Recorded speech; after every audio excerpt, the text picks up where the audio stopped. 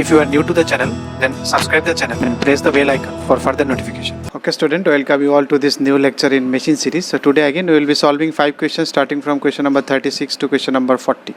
Okay, then let's try to solve all these questions. Okay, in question number 36, a 4-point starter is used to start and control the speed of. Okay, so basic difference between 4-point and 3-point starter, and what is the disadvantage of 3-point starter. Starter means it will be simple construction is of like this. Suppose there is a lots of resistance will be there, and this is suppose your line terminal, and there will be armature and there will be field. So one terminal is noted as A, one terminal is noted as F. So A is connected like this. So gradually there is more resistance. When speed builds up, back EMF builds up, then it comes here, so that the starting current can be limited. So extra resistance is there in starting, and during running condition it is there.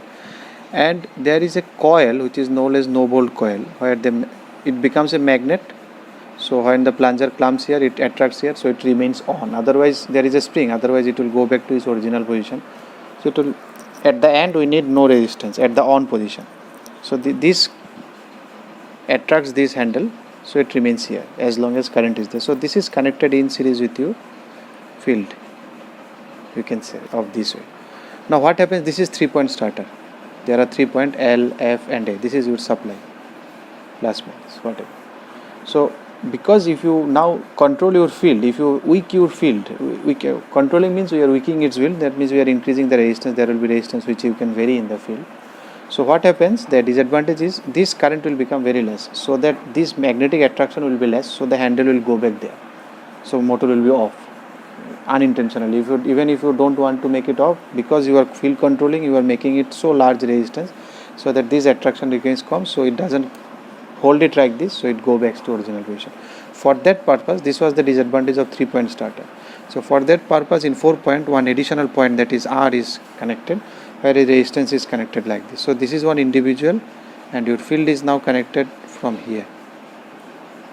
So it is now not in series with no voltage coil is connected with this branch, and your field is connected. So these are separate. So even if you feel the current is decreasing very much, this current remains fixed. So there is extra resistance that is connected.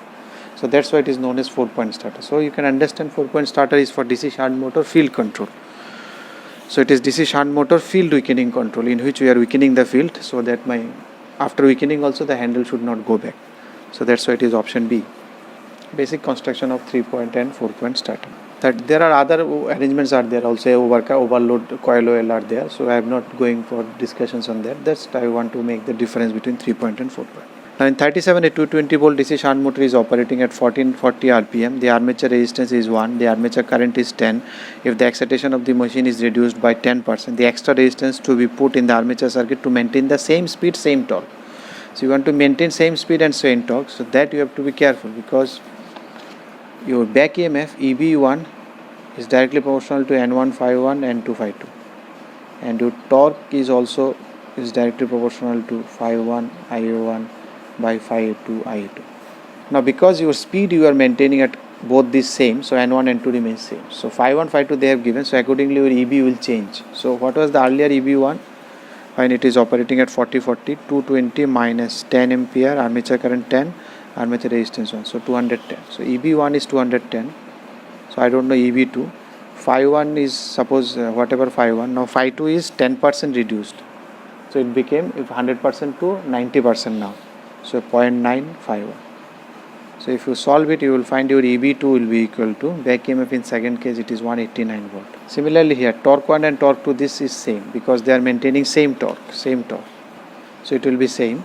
So it is 1, and 5-1 is 5-1, this is 0.951. IA1 is 10, IA2 you don't know. So your IA2 will be equal to, again 5-1 get cancelled, 11.1. Now once you have this, you have voltage also. So there is a relation, EB2 is equal to V is 220 minus IA is this one, into RA. RA they have given 1 plus I have given some extra resistance X. So from here if you calculate, your X will be equal to 1.79 ohm, that is option A. Now if you come to question number 38, a 220 volt 15 kilowatt 1000 rpm shunt motor with an armature resistance this much has rated line current this much and rated field current of this much. The change in the field flux required to obtain speed of 1600. Now we are changing its speed while drawing a current of this much and field current. So current is also changing, speed is also changing. So you know this one because now speed is changing. So we want to find the reduction in the flux. So we have this formula N1, N2, Phi1, Phi2. Now speed has changed. Now let us calculate this to EB1, EB2. Then we can say what is the change in flux. So what is N1? N1 is originally it is at 1000 rpm. We will put it there. N2. Let me calculate EB1 and EB2. EB1. In the first case, what is EB1? What is your 220 minus? It is shunt motor. So field you have to subtract. Shunt motor is this one. So whatever current it is getting, from that you deduct that IF, you will get then IA. So total minus IF. So it is 68 is the line current minus field is 2.2 into RA. What is RA? 0.25. So if you do this one, your EB1 is equal to 203.55. Similarly, your EB2 will be, now it is 52.8 minus 1.8 into 0.25. So now it is 207.25. So you put it there, 203.55, 207.25, N1 is 1000 initially, now it is going to 1600, Phi1 and Phi2 you want to calculate. So if you do it, you will find Phi1 by Phi2 is equal to, or if you calculate, you will find Phi2 finally equal to 0.636 of Phi1. So if Phi1 is 100, now it is 63.3. So it is reduced how much? 36.6%. If you take your Phi1 is 100, now your Phi2 will be equal to 63.6. So how much reduction is there? This minus this, that is 36.36. Out of 100, from 100 you are deducting this much. So in percentage, this is 36.36%. So that's why if you take 36.36% of 100, it is 36.36. Then you minus it, so you will get it this much. So this is your answer. That is your option D. Now if you come to 39, a 15 kilowatt 230 volt DC shunt motor has an armature circuit resistance this, field resistance this, no load and rated voltage. The motor runs at this much. The line current drawn by the motor is 5 ampere. At full load, the motor draws a line current of 70 ampere. Neglect the armature reaction. The full load speed of the motor in RPM is okay. So at no load, your EB1 is 230 minus at no load.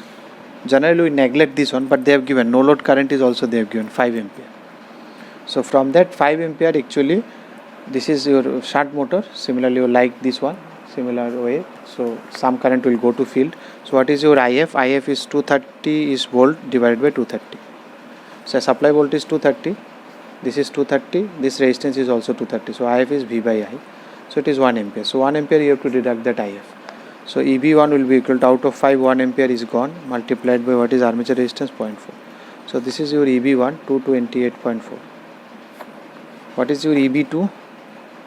Again 230 minus, now its line current is 70. So 70 minus 1 into 0.4. Now it is 202.4. So if you put it there, 228.4 divided by 202.4 is equal to N1 is how much? 1400 by N2 is how much? You have to calculate. And phi is here fixed because it is shunt motor. We are not changing any supply voltage. So your phi is remaining same. So from here only this is same. You can calculate your N2, which will be, if you solve it, you will get 1240.6 RPM. Now if you come to 40, the 250 volt DC shunt machine has an armature circuit resistance this, field resistance this. The machine is connected to this much, means the motor is operated as generator, then as a motor separately. The line current of the machine in both these cases are same. The ratio of the speed. So again it is a shunt motor. So again you can do it in both this case. Even if you are running a generator or motor, your back EMF ratio will be always in this fashion. That is EB1 is directly proportional to phi and N1. So phi is here remains same because it is shunt motor, and in any case if it is motor, then you are applying here 250 volt. So your IF will be equal to 250 divided by, what is this resistance? 125. So 2 ampere.